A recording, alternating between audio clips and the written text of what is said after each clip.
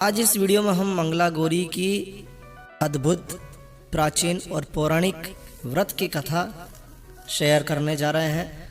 तो मंगला गौरी का व्रत श्रावण मास के मंगलवार के दिन किया जाता है। सावन के मंगलवार के दिन माता गौरी का पूजन किया जाता है और ये व्रत केवल कन्याओं तथा महिलाओं के द्वारा ही किए जाने का विधान है। इस व्रत में पूजन के लिए कलश पर मिट्टी से मंगला गौरी की मूर्ति बनाकर रखी जाती है। सबसे पहले गणेश जी का पूजन किया जाता है, फिर कलश का, फिर दीपक का पूजन किया जाता है और फिर मंगला गौरी का पूजन किया जाता है। पूजा के बाद मंगला गौरी की कथा कहानी सुनी और सुनाई जाती है। तो आज इस वीडियो में हम आपके साथ मंगला गौरी की अति प्राचीन और पौराणिक कहानी शेयर करने जा रहे हैं। तो एक बार यदि आप इस कहानी को सुनना प्रारंभ कर देते हैं तो मेरा आपसे अनुरोध है, कृपया इस कहानी को पूरा सुनिए, क्योंकि कहते हैं कि इस कहानी को सुनने मात्र से ही इसका फल मिलता है। तो आइए शुरू करते हैं। तो ये बड़ी ही प्राचीन बात है। पंपापुर नाम का एक छोटा सा गांव था। उस गांव में एक साहूकार और उसकी पत्नी रहा करते थे। साहूकार के पास भगवान का दिया सब कुछ था। वो धनवान थे, सभी प्रकार की सुख ऐश्वर्य उनके पास था, मगर उन्हें एक दुख हमेशा खाया जाता था और वो दुख था उनके कोई संतान नहीं थी। बस यही दुख उनके मन को हमेशा कचोटता रहता था। एक दिन की बात है, उस साहूकार के घर पर एक बड़ा ही पहुंचा हुआ साधु आया। साहूकार ने उनका खूब आदर सत्कार किया और जब साधु ने उनकी कुशल क्षेम पूछी तो साहूकार ने साधु को अपनी सारी व्यथा सुना दी कि उसके घर में बच्चे की किलकारी कब गूंजेगी। तब उस साधु महाराज ने साहूकार को मंगलवार को पार्वती जी का पूजा और व्रत रखने की विधि बताई। श्रावण मास के पहले मंगलवार से ही साहूकार की पत्नी ने माता पार्वती जी का पूजन और व्रत शुरू कर दिया। अब वो हर मंगलवार व्रत किया करती थी और ऐसा करते करते उसे कई महीने बीत गए, मगर उसने मंगलवार को माता गौरी और उसका व्रत का पूजन नहीं छोड़ा। और एक दिन उसकी भक्ति भाव से माता पार्वती जी प्रसन्न हुई। उसी रात साहूकार को एक बड़ा ही विचित्र सपना आया। सपने में उसने एक आवाज सुनी। कोई बोल रहा था कि जिस आम के वृक्ष के नीचे गणेश जी बैठे हो, उस आम के वृक्ष का फल तोड़कर यदि तेरी पत्नी को खिला दे तो तुम्हें अवश्य ही पुत्र रत्न की प्राप्ति होगी। अब साहूकार ऐसे आम के वृक्ष को ढूंढने लगा। कई दिनों की मेहनत के बाद आखिर एक दिन उसे एक ऐसा आम का पेड़ दिखाई दे ही गया जिसके नीचे गणेश जी की मूर्ति लगी थी। तो साहूकार ने आम तोड़ने के लिए आम के पेड़ पर पत्थर मारने शुरू कर दिए, क्योंकि आम थोड़े ऊंचाई पर लगे हुए थे। अब आम का फल तो उसे मिल ही गया, मगर अनजाने में एक पत्थर गणेश जी को भी लग गया। तो गणेश जी ने उससे श्राप देते हुए कहा, हे स्वार्थी मनुष्य, तूने अपने स्वार्थ के कारण मुझे चोट पहुंचाई है, अतः तुझे भी एक ऐसी ही चोट लगेगी। माता पार्वती के आशीर्वाद से तुझे पुत्र रत्न की प्राप्ति तो होगी, परंतु वह सर्प दंश के कारण 21 वर्ष की आयु तक ही जीवित रहेगा और फिर सांप के काटने से मर जाएगा। अब ऐसी आकाशवाणी सुनकर साहूकार घबरा गया। तो साहूकार ने घर आकर आम का फल अपनी पत्नी को खिला दिया, परंतु गणेश जी के श्राप देने वाली बात उसे नहीं बताई। 9 माह के पश्चात साहूकार के घर में एक सुंदर बालक ने जन्म लिया। साहूकार और साहूकार की पत्नी ने मिलकर उसका नाम मनु रखा। उन्होंने अपने पुत्र मनु को बड़े ही लाड़ प्यार से पाला। धीरे धीरे मनु 20 वर्ष का हो गया। वह अपने पिता के साथ व्यापार करने जाता।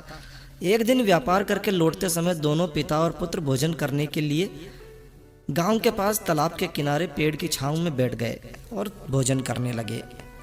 तभी वहां गांव की 2 लड़कियां उस तालाब पर कपड़े धोने के लिए आई। वो लड़कियां नव यौवना की भांति हंसमुख, फुर्तीली और उच्च सभ्य परिवार से प्रतीत हो रही थी। उनका नाम कमला और मंगला था। तो दोनों कपड़े धोते धोते आपस में बात कर रही थी। तो कमला ने मंगला से कहा, क्यों री कमला, तुझे याद है मैं कब से मंगलवार को मंगला गौरी का व्रत कर रही हूँ। अब अगले मंगलवार व्रत का उद्यापन भी करूँगी।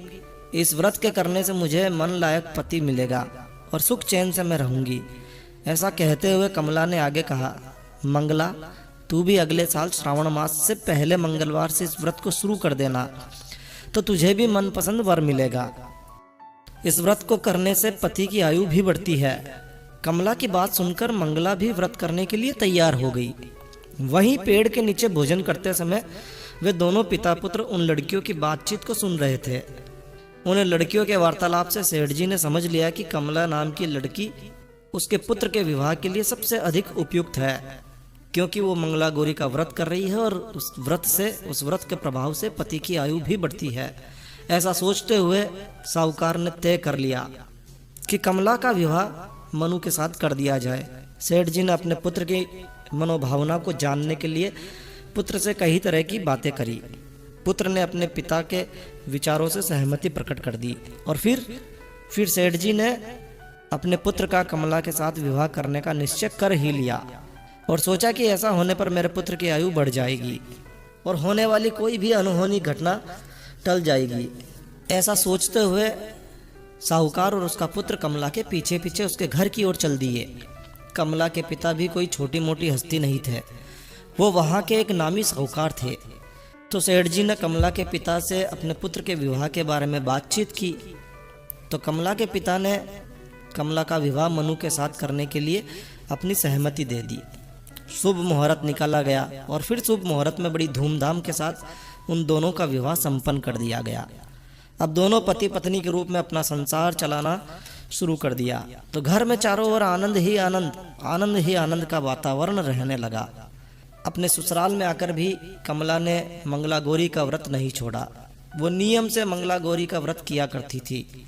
उसके व्रत से प्रसन्न होकर एक दिन माता पार्वती ने कमला को स्वप्न में दर्शन दिए और दर्शन देकर कहने लगी, सुनो कमला, मैं तेरे व्रत से प्रसन्न हूँ, लेकिन तेरे पति की आयु बहुत ही कम है। अगले महीने मंगलवार को एक सर्प तेरे पति के प्राण लेने के लिए आएगा, लेकिन बेटी तू बिल्कुल भी नहीं घबराना। सर्प के लिए एक प्याले में मीठा दूध रख देना, उसके पास एक खाली मटकी रख देना। सांप दूध पीकर अपने आप ही उस मटकी के अंदर जाकर बैठ जाएगा। तब तू जल्दी से उस मटकी का मुंह कपड़े से बांध देना, इससे तेरे पति के प्राण बच जाएंगे। अब मंगलवार का दिन आया। कमला ने किसी से कुछ नहीं बताया और माता पार्वती के कहे अनुसार सारा कार्य कर दिया। नियत तिथि पर सांप आया। कमला ने सांप के आगे मीठा दूध रखा और फिर सांप उस मटकी में जाकर बैठ गया। कमला ने मटकी का मुंह जल्दी से बंद कर दिया और फिर उसे जंगल में छोड़ आई। माता पार्वती की कृपा से कमला के पति के प्राण बच गए और इस प्रकार व्रत के प्रभाव से मनु श्राप से मुक्त हो गया।